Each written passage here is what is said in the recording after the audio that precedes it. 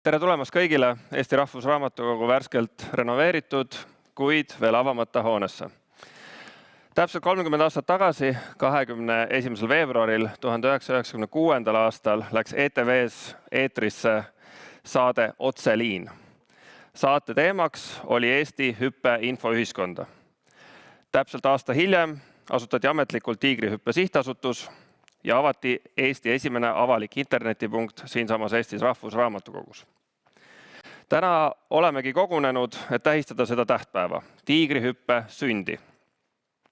Teeme selle puhul väikese ajalise hüppe ja meiega on liitunud suuresti samad visionäärid, kes osalesid Otseliini saates 30 aastat tagasi. Meie külalised ei vaja tutvustamist, aga 1996. aasta saate formaadi vaimus tutvustan paneliste siiski. President Toomas Hendrik Ilves.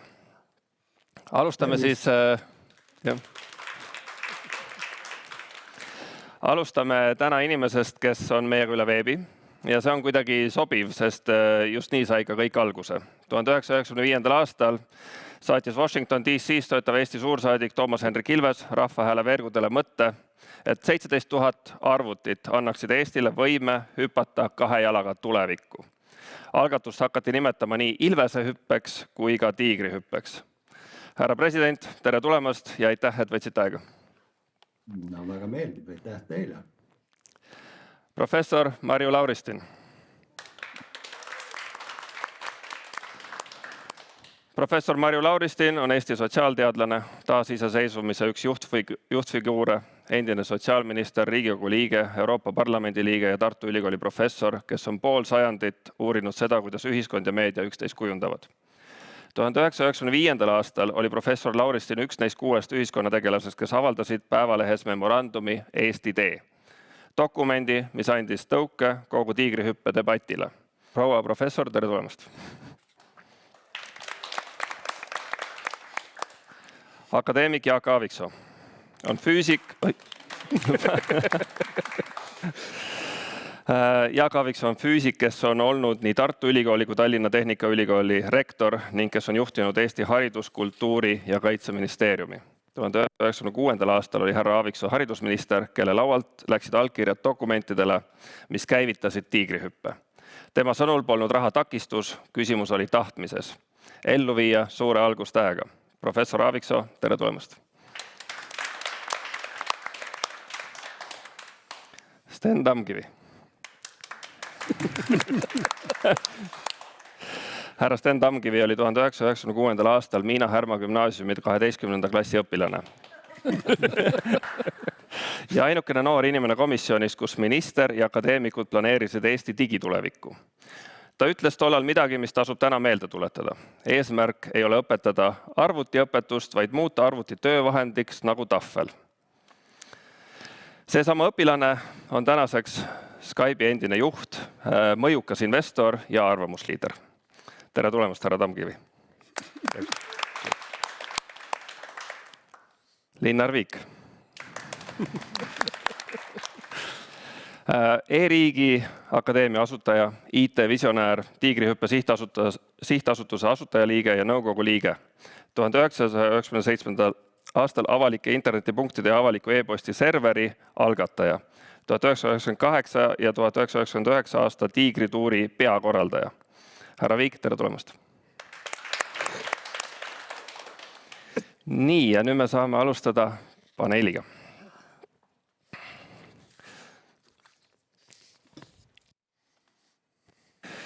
Niisiis, meil on täna haruldane privileeg vaadata Tiigrihüppe suurt otsust tagantjärele 30 aasta kauguselt. Mis teie hinnangul õnnestus Tiigrihüppe puhul kõige paremini ja mis, olles aus, läks viltu või jäi tegemata? Nii, palun, annaks esimese sõnajärje härra presidendile. No, ma ei oska öelda, mis korda ei läinud üldiselt selle tulemusena. Juba 2000. aastal oli Eesti saanud enim digiseeritud riigiks, kõige arenenum riigiks Euroopas ja kus ainukene konkurent võib-olla oli Singapur. Nii et läks korda, aga ma võin nii palju öelda, et miks ma seda tegin, oli, et kui kui ma olin Washingtonis ja sealt tuli see idee, oli, et kui ma olin seal Washingtonis ja aeg-ajalt välisministeerium isegi suutnud kanda raha üle, et maksta üüri meile, ma mõtlesin, et see vaesus on täiesti kohutav, nagu selgus meie ammu räägitud jutt, et kunagi olime Soome tasemel, kui lugeda Cambridge University Economic History of Europe, sa võid isegi teises kõites leida seal graafikus näitab 38. aasta SKT per capita ja Eesti oli Soomest ees, tõsi küll, Läti oli veelgi rohkem ees, aga igal juhul see oli, mis oli viimasel aastal enne sõda. Kui vaadata SKT-d esimesel täisaastal, taastatud iseseisvuse täisaastal oli Eesti SKT per capita $2800 ja Soome SKT per capita oli 24 000 USA dollarit ehk enam kui 8 korda rohkem. See oli, see on kommunismi üks tulemusi, okupatsioon ja nii edasi ja küsimus, kuidas me saame sellest välja. Ja probleem, mille ees me seisime, oli Zeno-paradoks, kus Achilles jookseb sellele kilpkonnale järele, aga nagu me teame, Zeno-paradoksist ta kunagi ei jõua kohale. Ja see oli meie probleem. Ja mis see väljakutse oli, kuidas me peame leidma sellise valdkonna, kus me oleme samal tasemel kui kõik teised. Ja kui mõelda, siis kus oli aastal 93-94, siis ainukene koht, kus oli mingid sans, kus kõik olid maas, oli internet, kus esimene lehitseja ehk veebibrauser ilmus 93. aasta suvel, mida tegi siis Mark Andreessen. Ja siis kui ma läksin ja ostsin selle, tol ajal pidi ostma seda ja üles laadima 7 flopiga, ma vaatasin, mis sealt tuli vastu ja ma ütlesin, see on see asi, mida me peame tegema. Ja järgmised probleemid oli, kuidas me seda teeme. Aga ma nägin, et see oli minu ainuke viis, kuidas me suudame minna edasi, on keskenduda tehnoloogiale.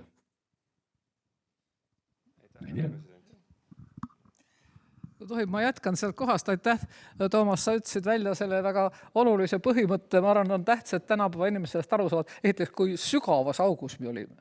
Tõelises augus. Ja samal ajal me olime olukorras, kus öeldi, et nüüd Ida-Euroopa on saanud vabaks, kõikidele anti just nagu stardipauk, me olime nagu ühes rivis ja pidime nagu ühte mingit suurt ringi hakkama kõik jooksma ükste sabast. Ja see sama mõte või tunne, millega tegelikult Toomas tuli mõelda, et me peame leidma selle shortcut'i, tähendab mitte jooksma kogu ringi, vaid leidma selle lühiksema tee sellest august välja. See oli see tahe. Kui me räägime sellest, et mingi asi sünnib, kui on tahe, siis see tahe oli saada august välja. Ja selle tahte teostus siis läbi selle sama tiigrihüppe. Ja muidugi teistpidi see, et Eesti ikkagi oli selleks suhteliselt hästi ette valmistunud. Ma ikka tuletan meelde seda, et juba vanal nõukogude ajal, vabandage väga, Teaduste Akadeemia Küberneetika Instituut oli ikkagi üle tollase Nõukogude Liidu üks juhtivaid ja see mõtteviis ise oli meile tuttav. No ma ei tea, kas Sten mäletab, ta oli ju natuke meil tudeng ka.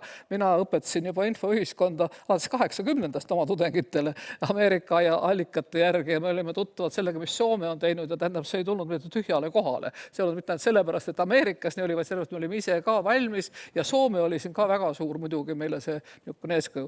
Ja kui me tegime esimesed Eesti arengustsenaariumid, see oli juba pärast siis 67-8, siis 97-8, siis seal oli see sama esimene stsenaarium, edustsenaarium, mida me ise nimetasime suurest slämmist stsenaarium.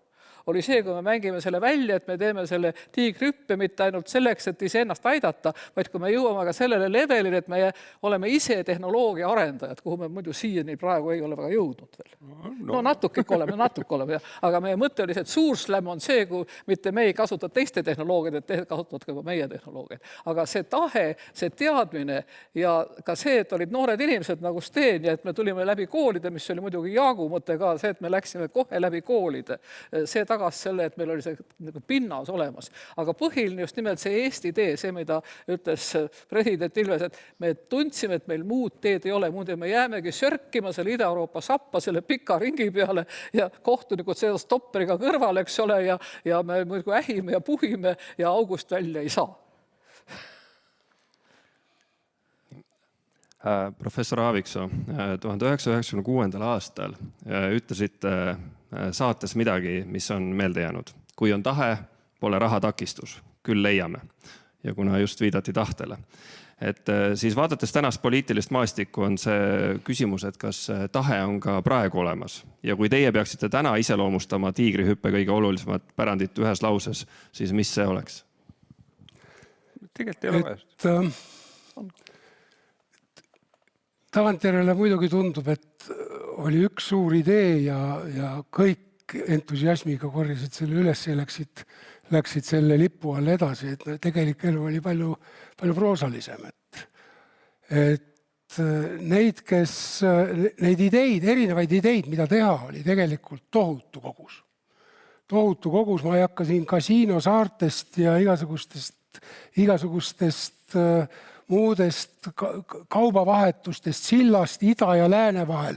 Neid erinevaid ideid oli tegelikult tohutu hulk. Ja minu jaoks oli see keskne pigem õnn kui tark nägemus mingite visionääride poolt oli see, et said kokku erinevad objektiivsed asjaolud. Esiteks see tohutu laialdaselt jagatud rahvuslik soov põgeneda sellest Nõukogude hädaorust nii kiiresti kui võimalik. See valmis oleks, see tohutu energia, mis tegelikult otsis väljapääsu. Ma olen nõus ka sellega, et see internetitehnoloogia või siis ütleme arvutite omavaheline side ja võimalus minna laia maailma. See oli kvalitatiivselt midagi, mida inimesed igatsesid. Nad tahtsid saada maailma kodanikuks ja see võimalus reaalajas otse suhelda üle maailma oli emotsionaalselt nii tugev signaal, et inimesed otsisid neid võimalusi nii palju kui vähegi võimalik. Ma mäletan, kui natuke enne rahareformi, kui tuli esimene nii satelliidiside kui siis kaabliühendus Soome internetiga, missugused olid järjekorrad selle kasutamiseks, et see riba oli ju nii kitsas. Ma arvan, see oli nagu oluline asjaolu ja kolmas oluline asjaolu oli see, et see sai kanaliseeritud haridusministeeriumis mitte koolidesse üksi, vaid see tegelikult oli ikkagi nagu see idee seisnes selles, et koolide kaudu jõutakse ühiskonda. Just. Koolide kaudu, nende noorte inimeste kaudu, kellel on aega, tahtmist ja energiat panustada sinna sellisel määral, mida mitte keegi mitte kunagi kinni ei suuda maksta. Ja selle entusiasmiga liituvad osa õpetajaid, enamus lapsevanemaid, ma kujutan ette. Mulle sa mitte. Ja ei, nagu ikka, eks ole, aga ka kohalikud kogukonnad. Et koolid hakkavad võistlema, küsima oma lapsevanemate käest, et naaberkoolis on juba internet, eks ole, et nende lapsevanemad toetasid, meie lapsevanemaid ei ole meie veel toetanud. Ehk siis ta tegelikult muutus mitte üksi haridusprojektiks, vaid ta muutus ikkagi üldrahvalikuks ettevõtmiseks ja see tiigrihüppe sihtasutus, mis siis sai loodud, kuhu sai ka raha kanaliseeritud, et see tegelikult oli võimendaja. Ta andis sellele ühiskondlikule potentsiaalile väljundi, realiseeris selle. Ja siin ma tahaksin tegelikult kahetsusväärselt on vähe pööratud tähelepanu nendele reaalsetele inimestele, kes näiteks Tiigrihüppe sihtasutuse Enel Mägi, eks ole, kes tegelikult tegi ära tohutu töö. Ehk siis see raamistik on väga suur ja lõppkokkuvõttes ma küll ütlesin juba toona, et raha leitakse, aga ütleme niimoodi, et ega päris tänavalt seda ei leia, et seda tuleb ikkagi kellegi vastakast leida. Ja tegelikult see, et pool lehekülge seda ideed ja pool tundi juttu veenis toonast peaministrit Tiit Vähit eraldama küll mitte 50 miljonit, nagu sai küsitud, aga 32 miljonit. selleks esimeseks riigipoolseks sissepanekuks, kujuta ette, see oli 2 miljonit eurot. Ja enam-vähem sellisele rahastamistasemele jäigi ta enam-vähem 5-6 aastaks. Et noh, seda panust tuleb ka hinnata, ehk siis see poliitiline valmisolek, seda ei tapetud ära mingisuguste kildkondlike kemplustega. Et noh, kui me tänasesse konteksti paneme, siis kujutage ette, kui palju on riske sellega seotud. Nii et ma arvan, et ikka õnne oli ka meil kõvasti, aga no muidugi eks siis vägevad mehed olid 30 aastat tagasi ja naised, siin ei ole ka mingit kahtlust. Aitäh, et härra Tamkivi, teie olite sellel hetkel, kui projekt proovis läbi hariduse tuua õpilaste lõputu energia selle sammu tegema, et teie olitegi see õpilane. Et kuidas nüüd tagasi vaadates, et mis teie hinnangul läks tiigrihüppe puhul kõige paremini? No kui siia ehitada eelkõnejate peale, siis kui Toomas ütles, et me olime augu põhjas, et kui sa oled 16 või 18, siis on see õnn, et sa ei tea, et sa oled augu põhjas. Et mulle tundus, et me oleme lagendikul ja tegelikult, kui mõelda selle 96. aasta Eesti majanduse peale näiteks, et siis tulles välja keskkoolist tundus nagu natuke juba, et sa oled rongist maha jäänud. Sest sul on Eestis oli, ma ei tea, 20 panka, mille juhatuse esimees oli 27-aastane, tundus, et kõik on juba tehtud. Ja meil olid ju peaministrid, kes olid 30-ndates ja nii edasi. Ja sellises vabanemise õhinas võis tunduda, et nagu mingi rong on ära läinud. Aga see, et mida minusugused nohikud kuskil nädalavahetusel tegid, mis on jäänud mulle ka ülejäänud eluks, eks põhimõtteks seda alati tuleb tähelepanelikult jälgida, mida nohikud teevad nädalavahetusel. Et see asi saab olema järgmine, see suur asi ja asi, mida meist vanemad inimesed ei mõista. Et see selgus nagu töö käigus. Ja noh, Toomas, sa viitad sellele, et SKP muutusele, ma ei mäleta peast, mis meil eelmine aasta Soome-Eesti vahe oli, aga mis on fakt, on see, et Eesti majandusest eelmisel aastal 4,3% on varajase faasi eksportiv tehnoloogiatööstus, ehk siis me müüme maailma tehnoloogiaid. Millest eelmine aasta müüsime kuskil 5 miljardi eest ja kaasasime kapitali 0,5 miljardi eest, ehk siis 10 korda rohkem tuleb juba klientide raha ja muud nagu Eesti majandusse päris materjali sisse.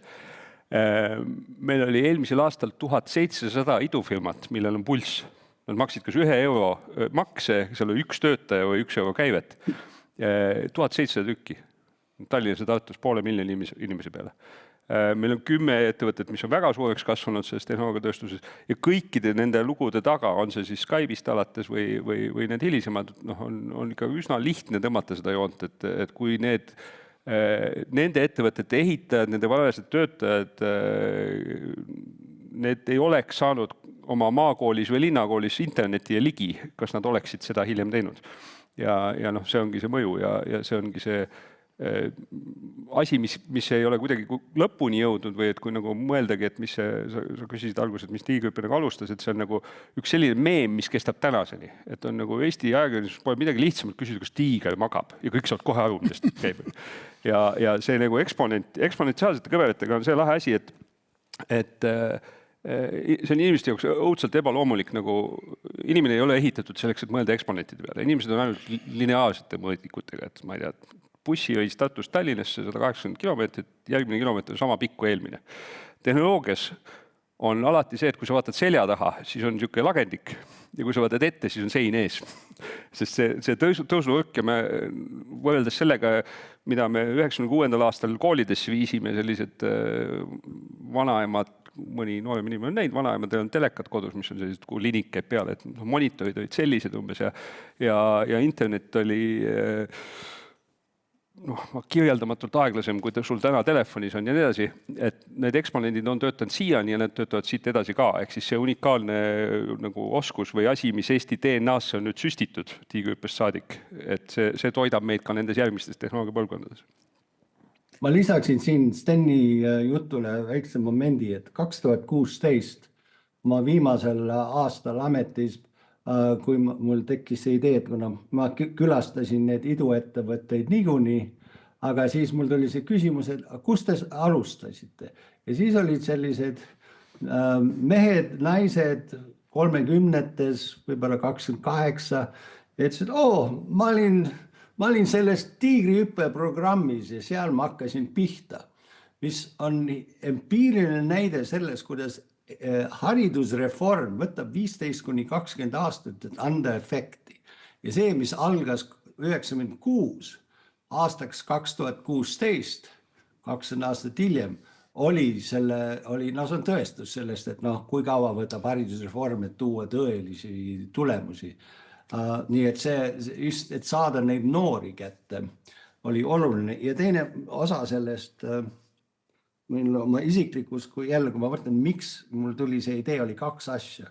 Üks oli, et mul oli ühekordne one-off inglise keeles õppekava 1 aasta, kui ma olin keskkoolis, kus mataõpetaja et kirjutada oma PhD, tahtis uurida, kas noored saavad progada või õppida proga. Ja siis ta tõi sinna teletaibi perfolindiga meeletu suur telefonimoodem, mis oli ühendatud suure kõhtarvutiga 50 kilomeetri kaugusel ja siis me õppisime, kuidas progeda programmis BASIC, mis on Baby Fortran. No kõik teised, kes olid selles väikses klassis, on nüüd väga jõukad inimesed IT-alal peale minu, aga see oli see üks põhjus, miks tuli see idee, et sa pead noortega alustama. Ja teine osa sellest tuleb Eesti ajaloost.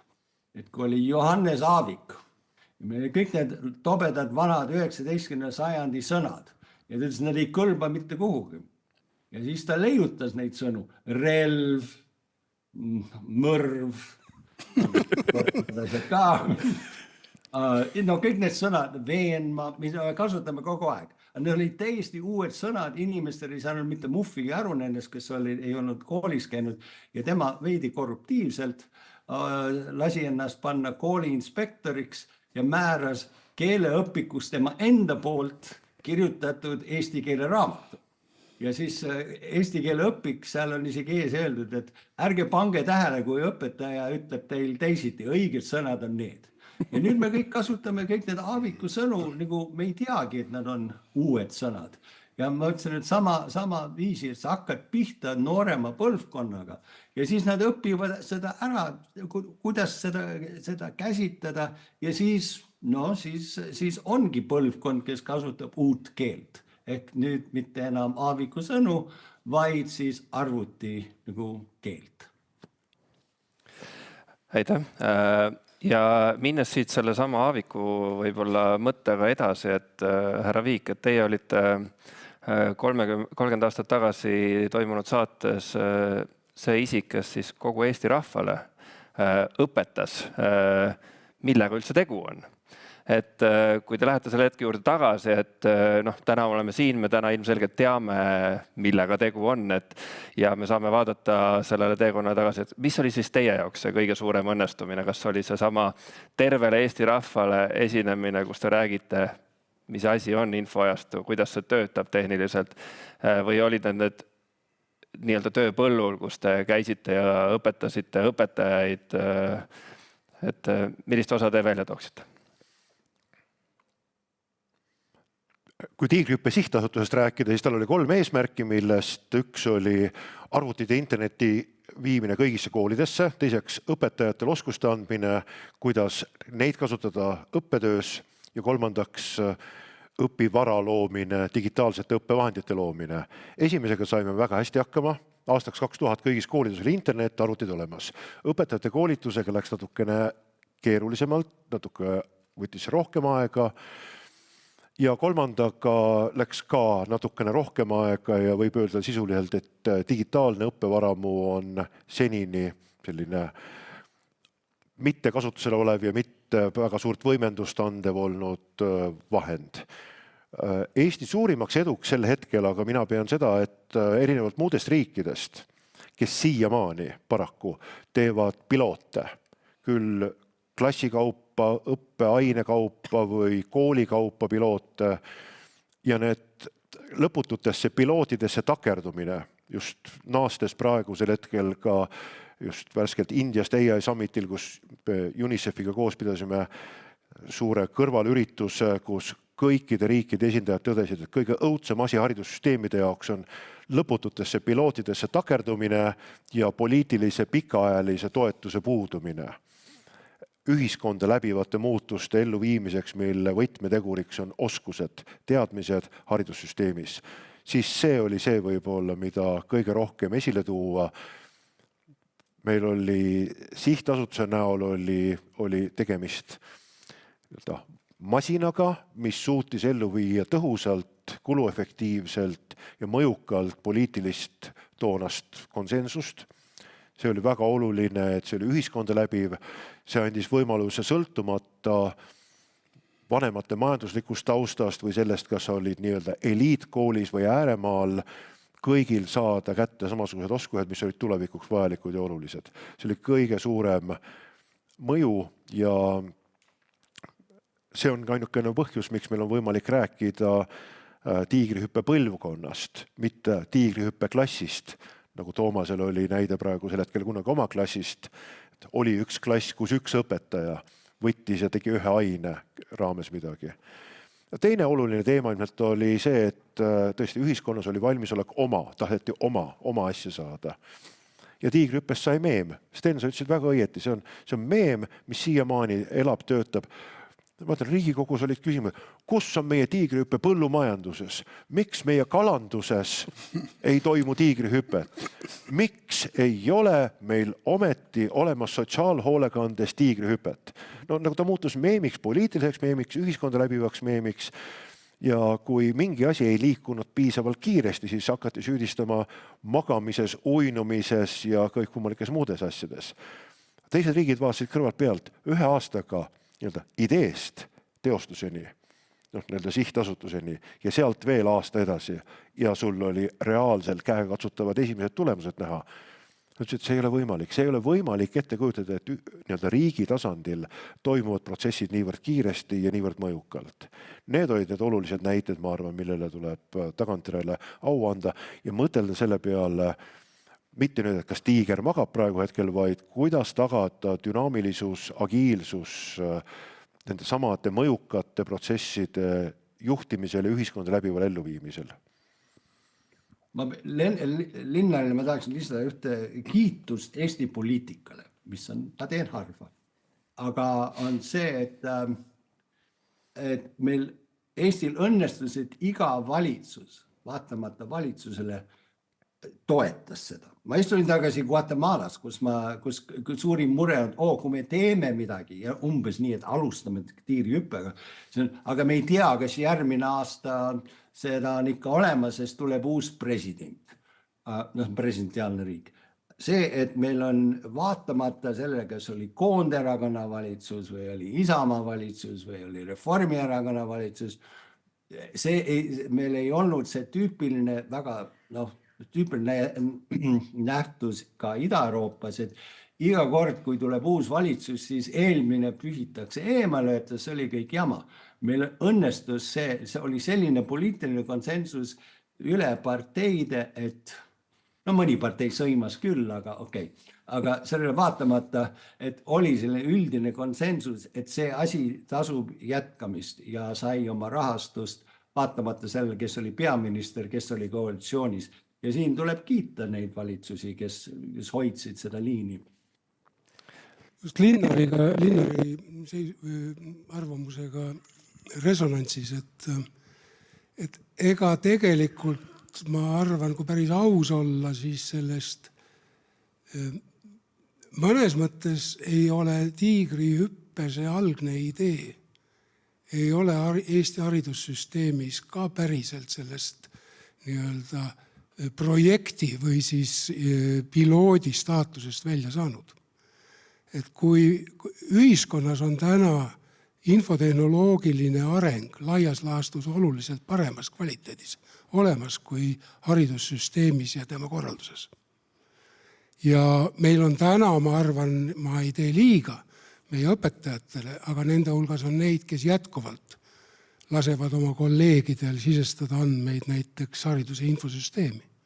Meil on koole, kes teevad seda niimoodi ja me ei ole suutnud seda korraldada 30 aasta jooksul niisugusesse kvaliteeti, nagu tegelikult algne idee ja ettekujutus oli. Nii nii et ka meil on õppida nendest vigadest ja haridussüsteemist tervikuna see sama probleem, et häid lahendusi me ei vii massiliseks ja kohustuslikuks sel määral, kui ta võiks. See on ka meil nõrk koht pigem. Võib-olla kommenteerin vahele härra Viigi vastusele, et see ääremaastumise märkus, et Eesti ühtluskool mõnes mõttes võlgneb samamoodi tänu tiigrihüppele. Ühtluskool oli meil küll juba käisi ajal. Just, aga selle tegelik teostus. Ma tahaks natuke jätkata seda sama mõtet veel, mida Toomas algas peale sellega, et meil oli see konsensus. Küsimus ei olnud, konsensus jah, võib ütelda, lõpuks oli konsensus, aga tähtsad on, et olid liidrid.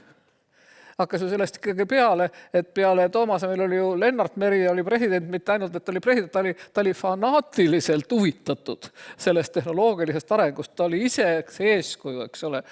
Siis jah, Toomas Hendrik Ilves, siis Jaak Aaviksoo haridusministrina, siis oli meil see valitsuse vahetus vähi ise tehnoloogiast huvitatud, siis tuli jälle Laari valitsus, kes viis sisse esimesena siis selle e-valitsemise, tähendab valitsuse tasandil oldi ise aktiivselt osa sellest tiigrihüppest.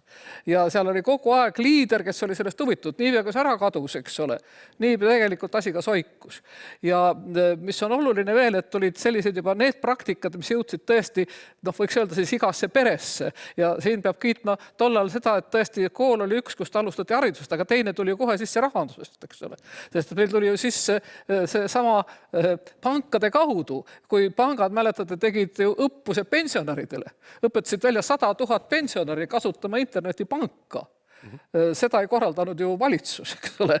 Aga see oli näha, et see on tõesti niivõrd efektiivne, et hakkas tulema sellist tuge. Ja teine pool, mis oli muidugi rahvale ja mis on siiamaani ka rahvusvaheliselt hämmastav, on meie, et maksuamet tuli taha, eks ole. Ühesõnaga, need asjad, mis on igal inimesel läbi tasku, läbi raha on ju kõige lähemal ja seal oli näha, kui efektiivne see on, et see on igale inimesele kasulik. Ühesõnaga, tekkis nagu kahelt poolt. Ühelt poolt olid liidrid ja tõepoolest leiti need rakendused, mis jõudsid tõesti iga inimese koju.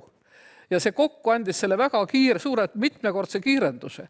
Aga praegu me seda ju ei näe, seda kiirendust me ju praegu ei näe. Ja vahepeal see kuidagi ongi soikunud, tähendab, me tegime jälle asju ära, kuna meil olid siis veel kõikidel valmisolek teha enneolematuid uusi rakendusi ka, mis puutuvad seda, niisugust, nagu ta siis öeldanud, riigi administratsioonisüsteemi, selle sama ID-kaardi.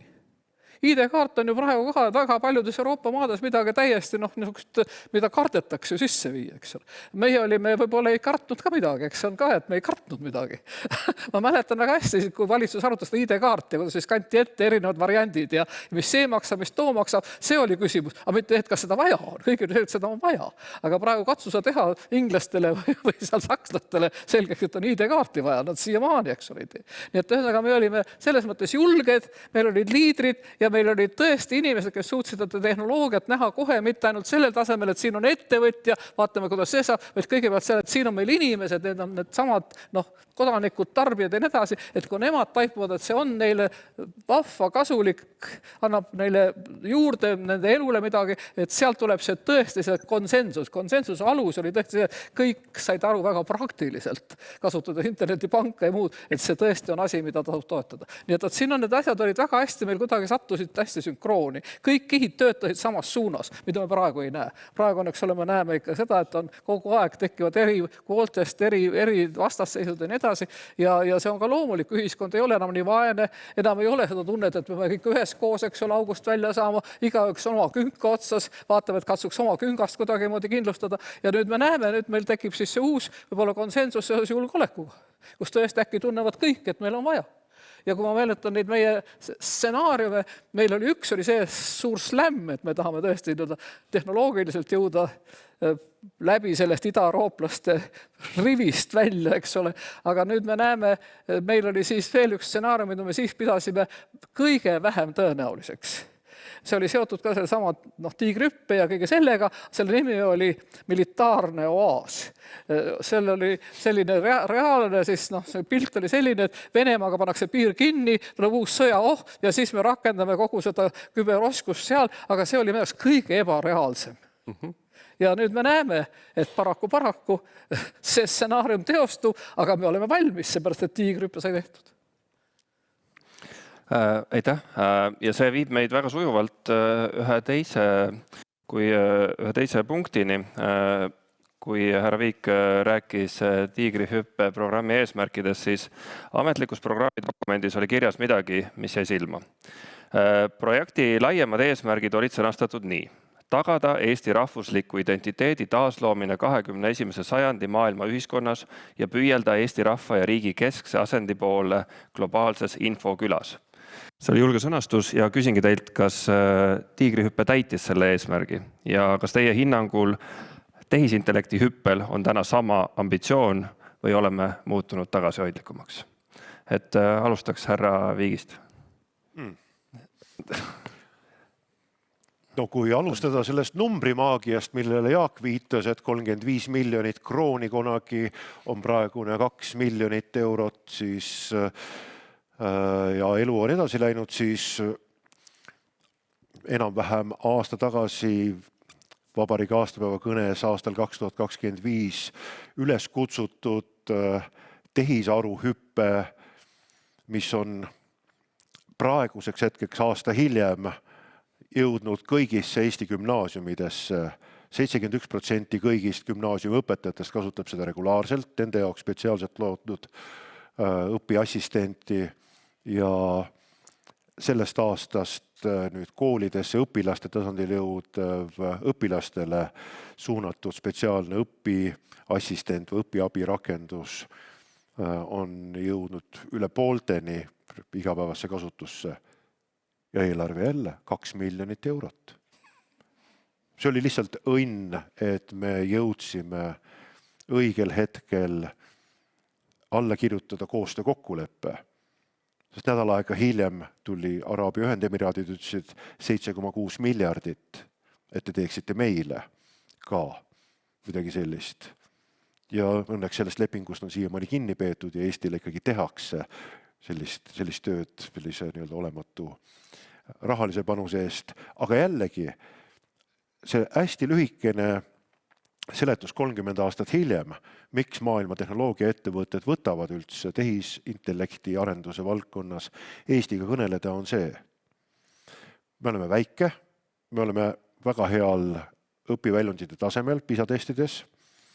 Meil on väga tugev hariduse või eelkõige ühiskonda läbiv digitaalne ökosüsteem ja me oleme valmis tegema ühiskonda läbivat, mitte ühe klassi või ühe aine tasandil pilooti. Me oleme valmis kohe kasutusele võtma ja me otsime parimat lahendust, mitte lähimat lahendust. Selle aega jõudis lift 5. korrusele ja otsus oli tehtud. Et jah, teeme Eestiga koostööd. Kirjutame alla koostöömemorandumi ja mitte ühe ettevõttega, vaid seda liftisõitu tuli teha 4-5 korda. Ja iga ettevõtte, nii Microsoft kui ka Google, kui ka Anthropic, kui ka OpenAI, kõik noogutasid selleks ajaks, kui nad 5. korrusele jõudsid, nad said aru. Kõik teavad. See on see 30 aastat hiljem Tiigrihüppe mõju, et meiega ollakse praegu valmis koostööd tegema. Teine asi, mis on hästi oluline, on olnud see, et meil on olnud kogu selle aja jooksul digitaalsed andmed ja eesti keel. Lõppkokkuvõttes on väga oluline ka see, et umbes nagu peatoimetaja Kalle Muuli kunagi omal ajal ja teised peatoimetajad Priit Hõbemägi ütlesid, et sellest pole meie ärimudelile mingit kahju, kui need 100 inimest või 200 inimest loevad Eesti Päevalehte või Postimeest internetis. Las nad loevad, paneme kõik tasuta välja. Sellest tekkis eesti keele digitaalne jalajälg, mis on massiivne ja suur. Ja tänu sellele on meil ka eesti keelemudel, tänu sellele, et Küberneetika Instituut, tänu sellele, et meil on digitaalse keelemudeli ja keelekorpuse kallal piisavalt palju tööd tehtud. Oleme jõudnud sellesse punkti, kus meil on võimalik öelda, et see eesti keele säilimine tehisintellekti ajastul on kordades ja kordades tugevam kui baski keelel, kordades ja kordades tugevam ja võimekam kui katalaani keelel. Meil on meist 100 korda rohkem kõnelejaid mingis keeles, kelle keel on hävimas, sellepärast et neil ei ole digitaalset keelt ja kultuuri toetavat ökosüsteemi. me oleme 30 aastat ladunud midagi, mille mõju võimendub ka järgmise tehnoloogiaga. See on minu hinnang. Aitäh, härra president. Ma tahtsin öelda, et lihtsalt enne kui me läheme tiirihüppest tehisintellektini, üks asi on üks vaheaste, mis Eesti saavutas. See digiseerimine tegelikult jõudis sinna, mis tegi meid maailmaklassi aastal 2000-2001, kui me viisime sisse praeguse süsteemi, mida me kasutame siiamaani ja mida kasutatakse umbes 25 riigis tänapäeval. Ja see oli arusaam, mis tekkis juba päris varsti digihüppe ajal, et selleks, et turvaliselt kasutada internetti nii, et sa saad teha pangaülekanded, et sa saad kirjutada alla, nagu me teeme kogu aeg, lepingutele ja kõik neid asju. Et tuldi arusaamale, et me sellest vanas süsteemis, kus on lihtsalt emaili aadress ja siis salasõna, see ei ole turvaline. Ja küsimus oli, see on 2 väljakutset. Üks on see, mis peegeldus kunagi siis karikatuuris, 2 koera seal istuvad koos ja üks koer ütleb teisele, et internetis keegi ei tea, et sa oled koer. Sellest probleemist lahti seda me pidime looma selle meie digiidentiteedi. Nii et see pidi olema unikaalne, seotud rahvastikuregistriga. Lisaks sellele seal pidi olema, see ühendus pidi olema erakordselt turvaline. Nii et lahendus, mis tuli 2000-2001 oli, et meil on Keep, mis on siis, Keep on see, mis võimaldab siis teha 2 teguri autentivist. Ja teine oli siis otsast otsani turvalisus, mida me võtsime kasutusele siis avaliku võtme infrastruktuuri või public key infrastructure. Mis on huvitav nende puhul, mõlemad olid olemasolevad tehnoloogiad, mida ükski teine riik ei kasutanud.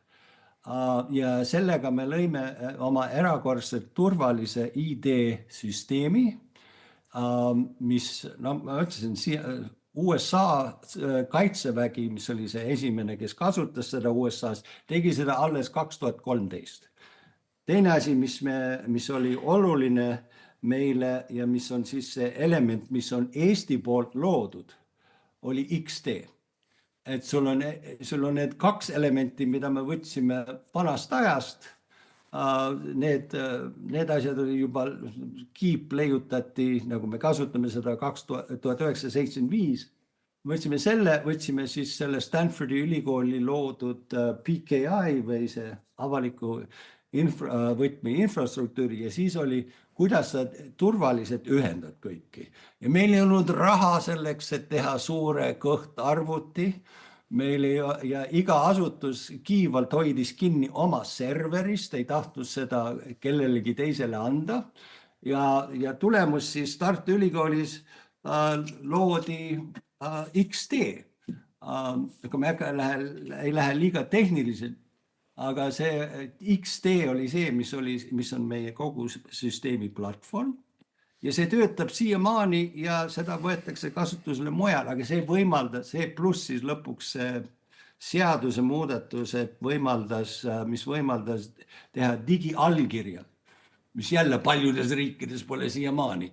Et digiallkiri pluss see tehnoloogia võimaldas meil 2000 aastas või 21. aastast alates luua seda meeletut taristut, mida me kõik kasutame kogu aeg.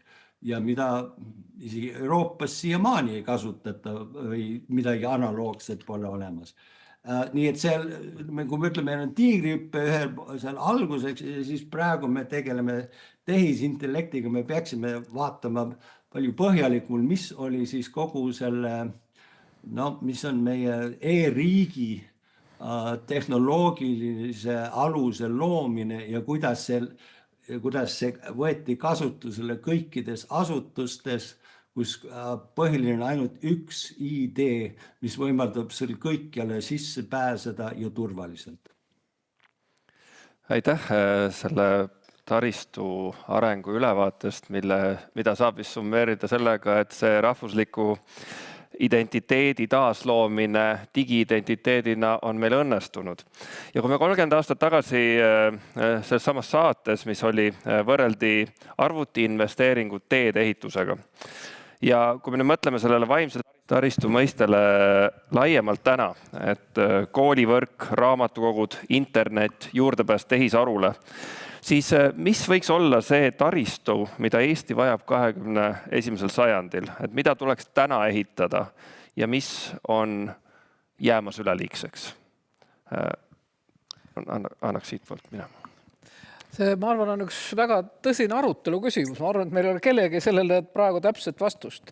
Nii nagu ega me ei teadnud 96. aastal, eks ole, seda, et tulevad digiallkirjad ja kõik need, vaid see nagu loogiliselt arenes. Aga ma arvan, et siin see paralleel on väga oluline tõesti. Et praegu ma ei näe, et meil oleks muide tehisaru arengule seda tüüpi selliseid uusi valitsemisala, kogu riigiga suhtlemisala, kõige neid lahendusi, mis tõesti tagavad selle, et meil tõesti see saab nii üldiselt kasutusele, nii nagu meil see tiigrihüppega sai kogu see interneti arvuti.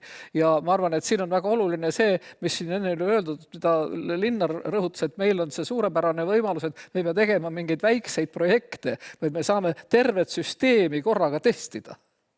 Ja see, mis praegu toimub haridusega, selle T-hüppega, mina näen küll siin näiteks pakilist vajadust midagi taolist kohe teha tervishoiu kohta.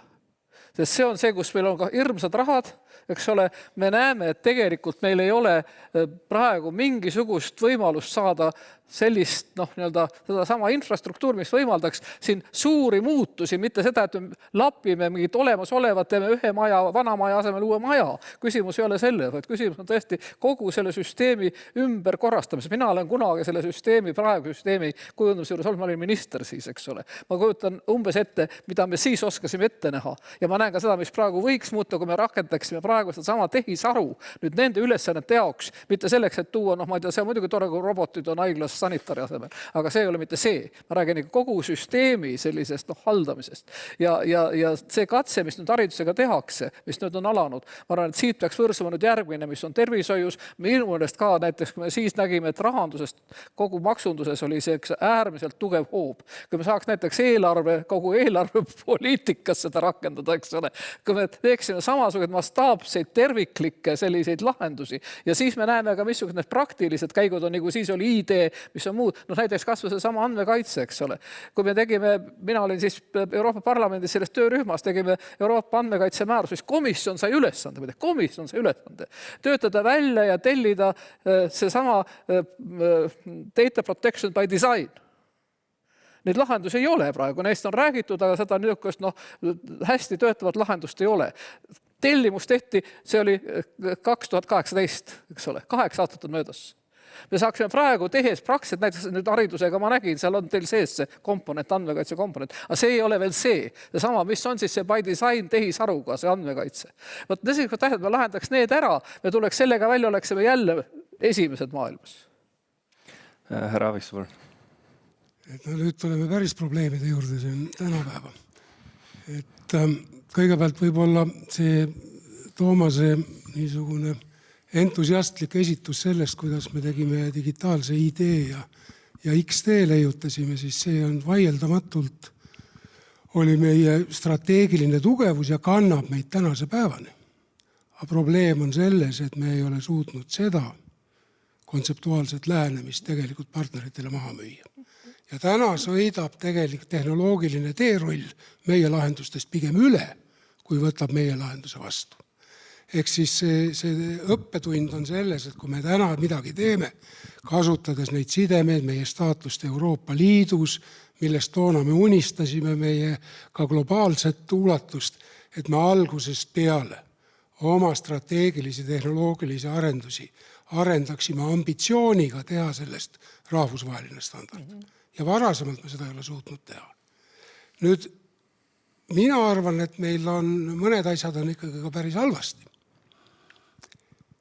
Andmekaitsega on väga halvasti.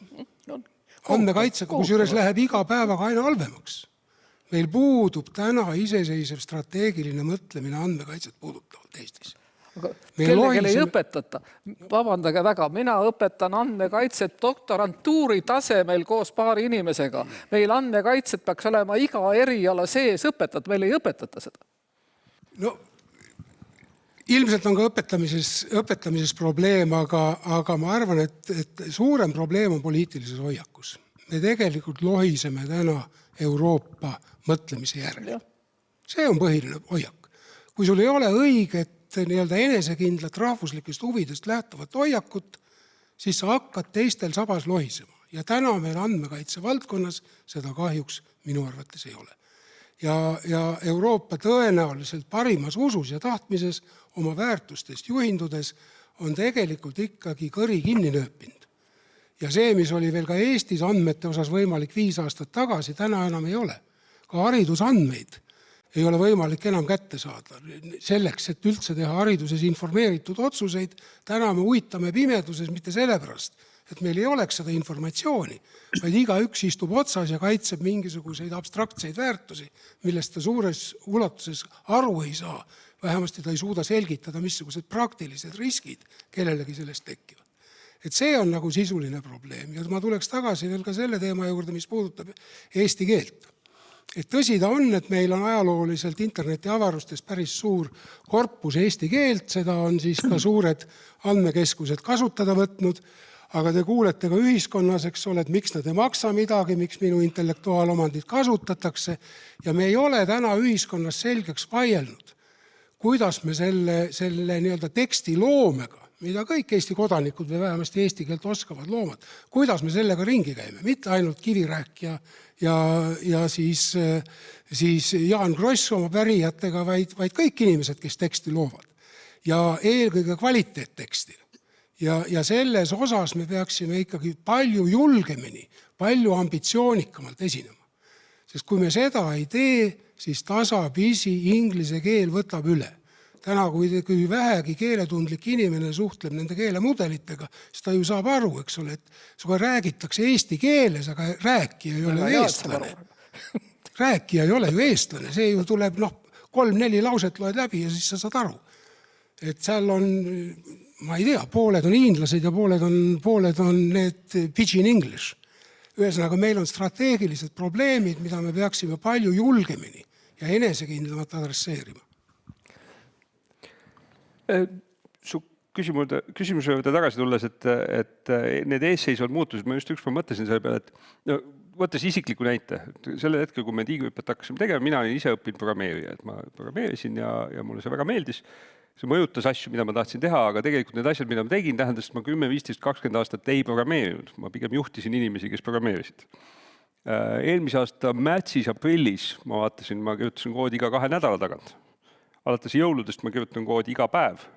Täna siia tulles abikaasa pidi maja tiirima, et kuule hakkame minema, et panen kinni nüüd see asi oli.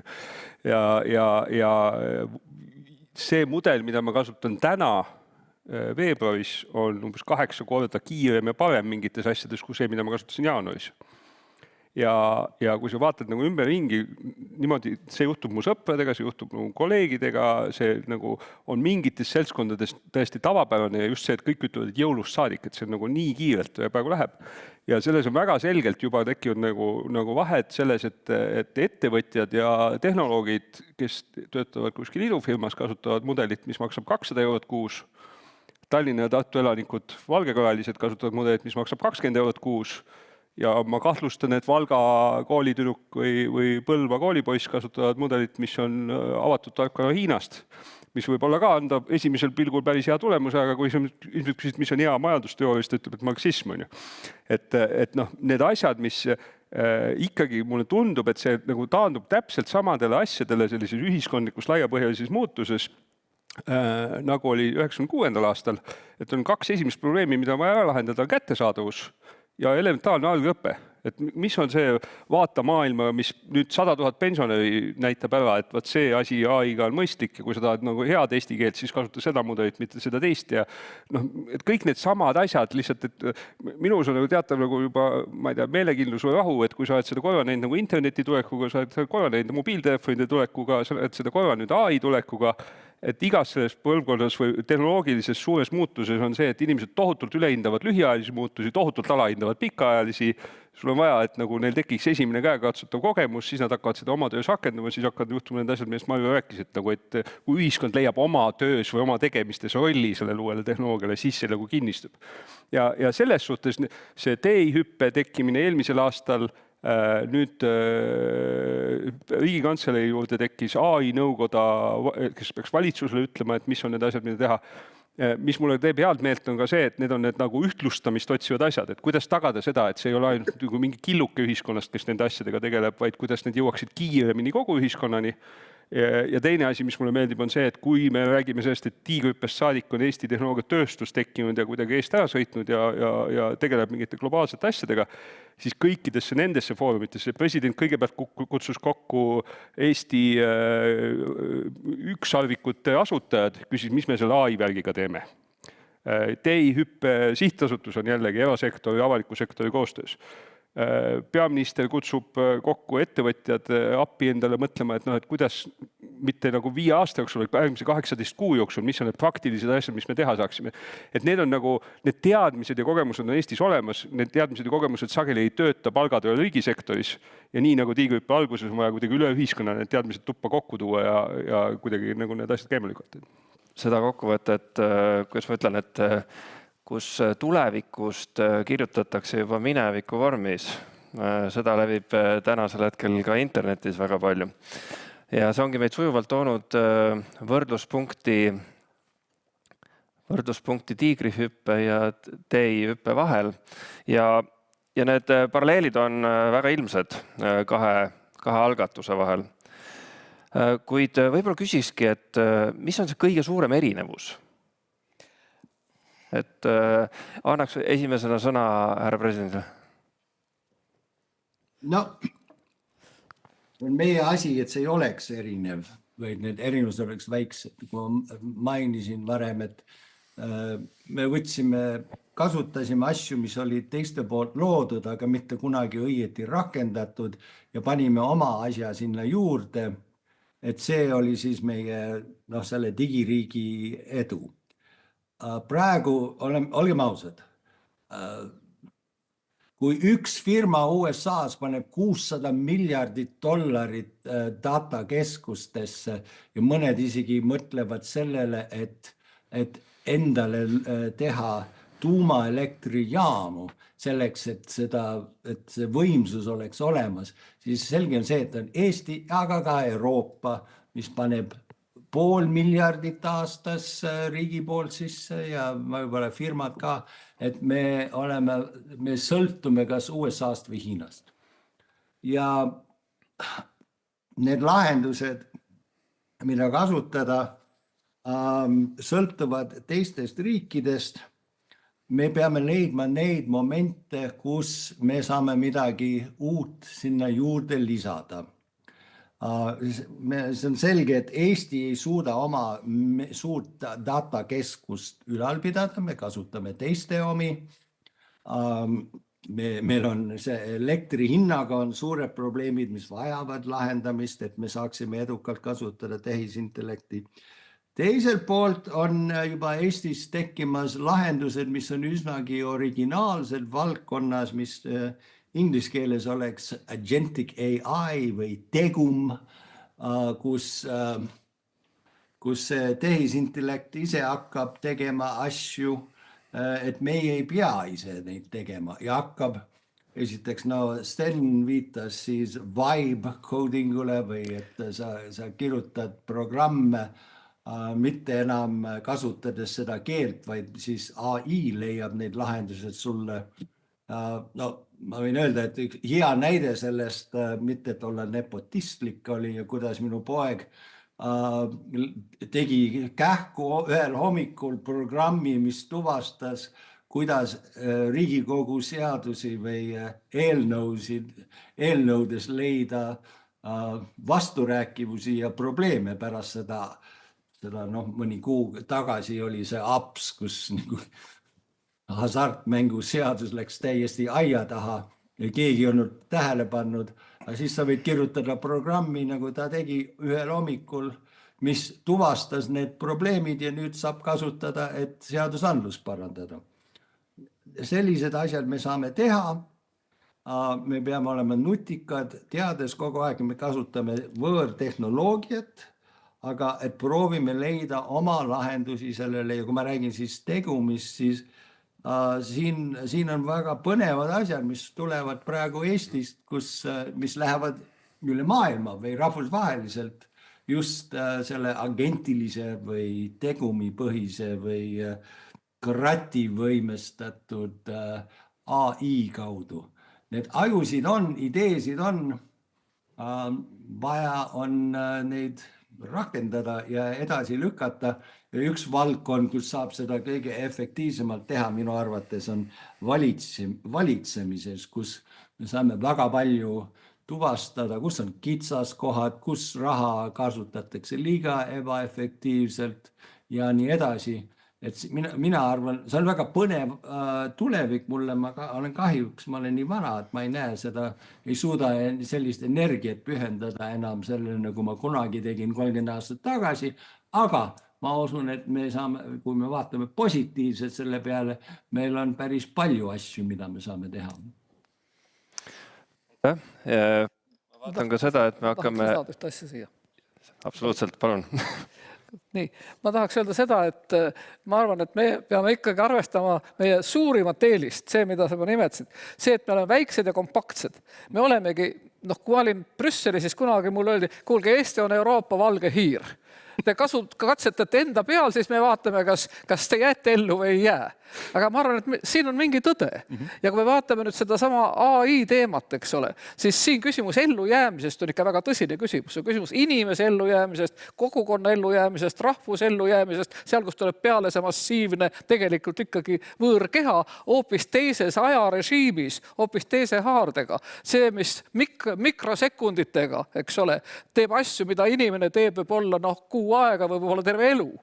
Ja siin see organism ellu jääks, milleks on rahvus, kogukond, riik, inimene, selleks ongi vaja seda tüüpi meiesugust väikest, kes paremini ja kiiremini tajub, kus need ohud on ja leiab siit ka vastukaalu. Nii et mitte ainult selle AI arendamine, vaid ka AI puhul selle sama selle orgaanilise elu, selle kultuurilise elu, selle niisugune nagu eluvõimekus. Ja siin nende siis selline kokkupanu, et see kokku annaks selle uue efekti arenguks, aga mitte ei oleks selline tappev. Ma arvan, siin on meil praegu, see crucial test, eks ole, mis me saame näidata.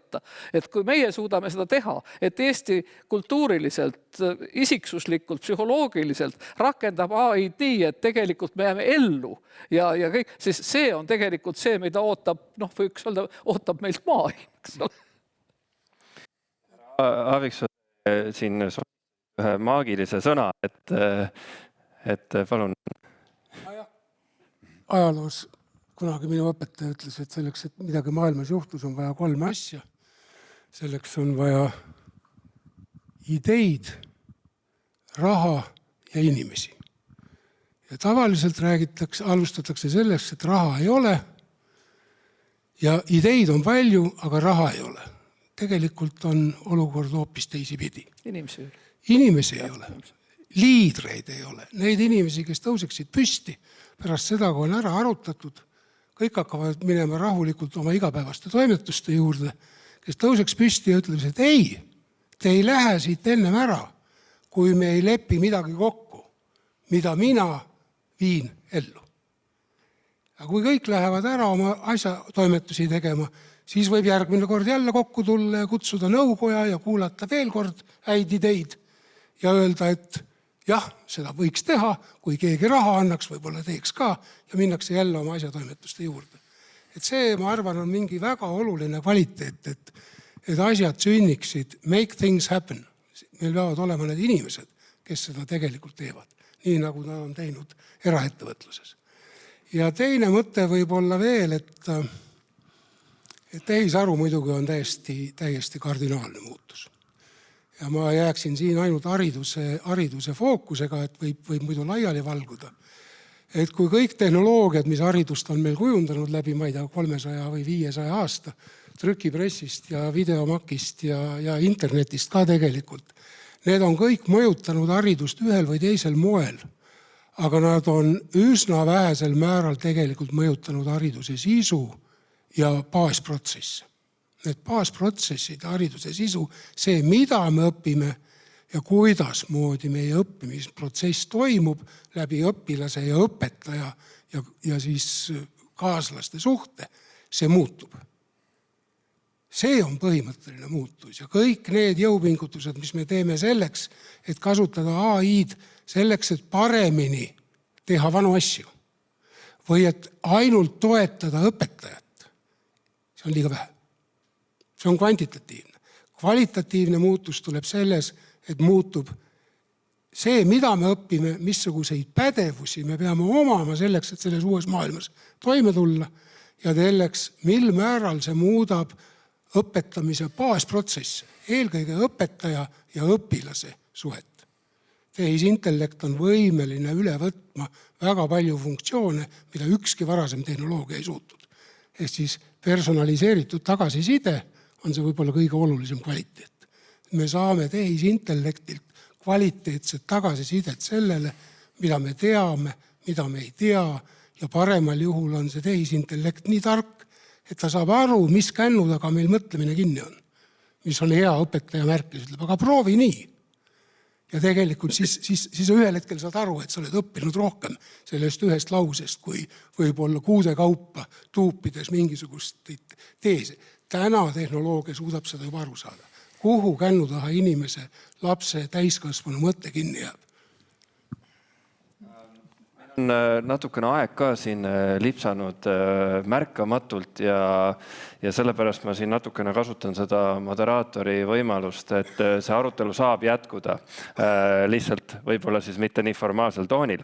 Aga hakkaks vaikselt otsi kokku tõmbama. Ja kuna 30 aastat tagasi oli Otseliini saates ka Lauri Leesi, kes oli siis, ütleme, kogu selle infoühiskonna siirdumise suhtes skeptiline, isegi väga skeptiline, siis teeks temale ikkagi siukse sümboolse kummarduse ja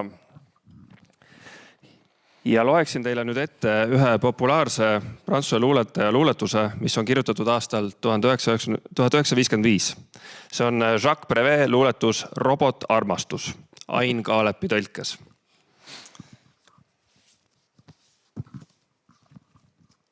Robot armastus. Mees kirjutab masinasse armastuskirja ja masin vastab mehele adressaadi asemel ja tasemel. Nii täiuslik on see masin, see tšekkide ja armastuskirjade väljastamismasin. Ja mees, kes on mugavasti aset võtnud oma elamismasinas, loeb oma lugemismasinaga oma kirjutusmasina vastust. Ja ise, koos oma kalkuleerimismasinaga, oma unistamismasinas ostab ta ühe armatsemismasina. Ja oma unistuste realiseerimismasinas armatseb ta oma kirjutusmasinaga oma armatsemismasina abil. Kuid masin petab teda ühe generaatoriga, ühe surnuks naerutamisgeneraatoriga.